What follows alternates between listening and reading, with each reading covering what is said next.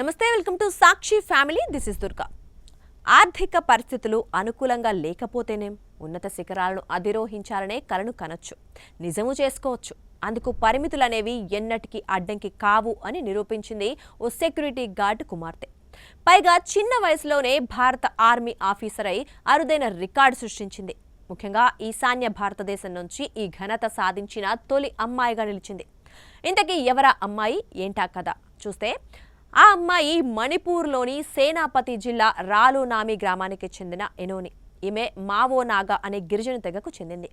ఈ తెగకు చెందిన ప్రజలు మణిపూర్, నాగాలాండ్ అంతటా ఉంటారు. ఇక ఎనోని తండ్రి ఓ ప్రైవేటు సెక్యూరిటీ గార్డ్. తన తండ్రి జీతంపైనే 6 పిల్లలు చదువు, పోషణ చూసుకోవాల్సి ఉండేది. ఇక ఎనోని ఆ 6లో ఆఖరి అమ్మాయి. అయితే ఇంట్లో ఎంతటి దారిద్ర్యం తాండవించినా వీరి చదువుల విషయంలో తల్లిదండ్రులు ఎప్పుడూ రాజీ పడలేదు. ఎనోని స్కూల్లో చదువుకునే సమయంలోనే ఎన్సీసీలో చేరింది. ఎన్సీసీలో యాక్టివ్గా ఉండే తనకు ఆ సమయంలోనే భారత సైన్యంలో చేరాలనే ఆకాంక్ష కలిగింది. సాయుధ దళాల క్రమశిక్షణ, యూనిఫామ్ అంటే మహా ఇష్టం.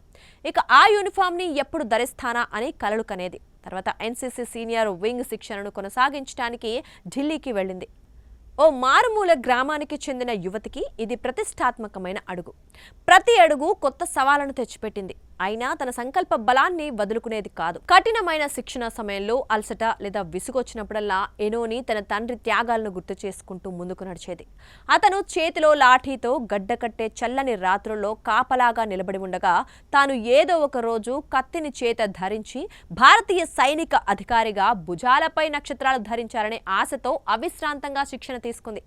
ముందు ఇండియన్ మిలిటరీ అకాడమీలో కఠినమైన శిక్షణలో విజయం సాధించింది. ఆ తర్వాత ఆఫీసర్స్ ట్రైనింగ్ అకాడమీలో మాత్రం కొంచెం ఒత్తిడికి గురైంది.